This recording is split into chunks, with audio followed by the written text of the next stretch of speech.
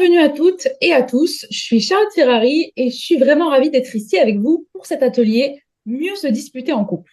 Nous avons choisi ce titre volontairement car lorsque nous parlons de conflits dans les relations, nous pensons souvent que se disputer est quelque chose à éviter, à craindre, presque à éliminer.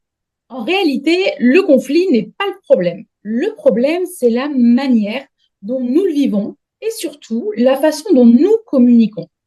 De nombreux couples que nous rencontrons nous disent la même chose. Ce n'est pas tant ce que nous disons, c'est qu'à chaque fois, nous finissons par nous faire mal. Et c'est de là qu'est née une question centrale.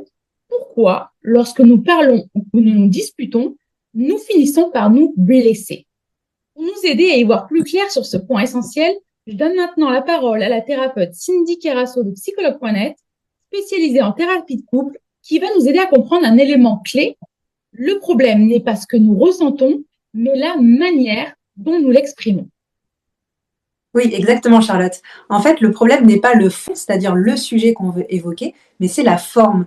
La forme, il y a beaucoup de formes. Il y a est-ce qu'on va parler à la personne en direct, est-ce qu'on va l'appeler, est-ce qu'on va lui écrire un message, est-ce qu'on va laisser un message vocal. Il y a aussi l'intonation, les mots qu'on utilise, à quel moment on parle à cette personne, est-ce qu'on est entouré d'autres personnes ou pas. Donc, il y a beaucoup de choses qui viennent dans cette forme. Et comme on est touché en plein cœur, généralement, on ne prend pas conscience de la forme et du coup, on y va un peu tête baissée et c'est cette forme qui fait mal plus que le fond. Pourquoi? Parce qu'en fait, le couple, c'est notre cocon. Donc, lorsqu'on est enfant, on a notre cocon familial qu'on n'a pas choisi, donc on a subi. Et lorsqu'on arrive en couple et qu'on vit avec quelqu'un, on a choisi cette personne et donc on veut s'assurer qu'on a fait le bon choix et qu'elle est bonne pour nous. Et donc, forcément, on est très vigilant à la manière dont on se parle. Et est-ce que la personne me comprend, elle me valide? Parce que sinon, l'avenir est un point d'interrogation et on a besoin d'être rassuré. Donc, avec cette autre personne, on fait en fait un transfert du foyer 1 de l'enfance au foyer 2, celui de l'adulte, mais c'est notre enfant intérieur qui intervient, qui lead, qui gère en fait nos émotions et c'est souvent lui qui a eu ses propres blessures dans le passé qui va réagir et qui du coup va s'emporter et c'est vraiment effectivement cette forme qui reste chez l'autre en mémoire comme un peu une petite cicatrice et qui vient fragiliser évidemment le couple. Donc voilà, c'est souvent insupportable de ne pas se sentir compris et validé par l'autre et du coup, on se met automatiquement sur la défensive et on devient 2 adversaires.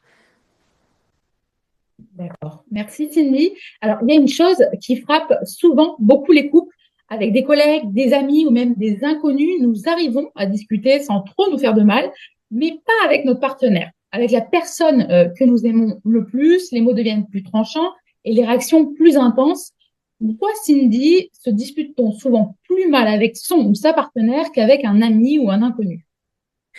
Eh bien déjà, principalement parce que son partenaire, c'est notre intimité, il y a un énorme enjeu émotionnel parce qu'on a décidé normalement de se projeter à vie avec cette personne et donc on veut s'assurer que l'autre partage nos besoins fondamentaux, qu'on est en phase en fait et donc forcément on devient très vigilant à son écoute active, aux mots qu'il choisit pour s'assurer en fait que l'avenir est possible alors qu'évidemment les collègues, ce sont des personnes de passage donc, on n'a pas cet enjeu-là, effectivement. Et donc, on a un détachement beaucoup plus naturel qui se met en place. Pareil pour les amis. Évidemment, on peut avoir plusieurs amis, ça va, ça vient. Donc, c'est un degré quand même en dessous.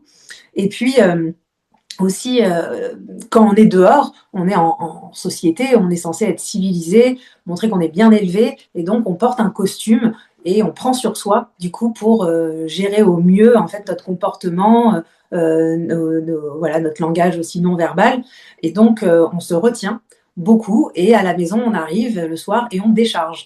Donc on est censé normalement choyer et protéger beaucoup plus son intimité et à la rigueur moins bien se comporter avec d'autres, mais c'est toujours l'inverse qui se passe. À la maison, on décharge et donc il suffit d'un petit accroc avec son compagnon, sa compagne. Ça va être la goutte d'eau en fait, et on va utiliser ce prétexte pour décharger l'ensemble de nos contrariétés de la journée. Et donc l'autre se prend tout ça et c'est souvent injuste et démesuré. Donc ça part en clash. Donc ça c'est ce qu'on appelle un jeu psychologique en psychologie et effectivement ça fragilise beaucoup le couple. Puis effectivement, l'autre nous voit à nu, c'est-à-dire le soir fatigué avec l'accumulation de stress. les collègues, les amis ne nous voient pas forcément à 23 heures dans ces moments-là. Donc, forcément, c'est souvent notre partenaire qui va trinquer. Et puis, notre partenaire, lorsqu'on se dispute, qu'on est en désaccord, ça vient toucher des blessures beaucoup plus profondes, comme je le disais, avec ce transfert en fait de la famille. Donc, ça vient toucher des choses plus profondes, alors que les collègues ou amis, ça vient souvent sur une couche un peu plus superficielle. Voilà, donc avec son partenaire, on est très exigeant parce qu'on veut s'assurer qu'on a fait le bon choix. Et donc, plus on est exigeant, plus on a de chances, de risques d'être déçu. Et donc, c'est vrai que s'il y a une chose importante ici à retenir, c'est celle-ci. Avec notre partenaire, nous ne nous disputons pas plus mal parce que nous ne serions plus méchants ou moins capables, mais parce que nos besoins les plus profonds, ils sont en jeu.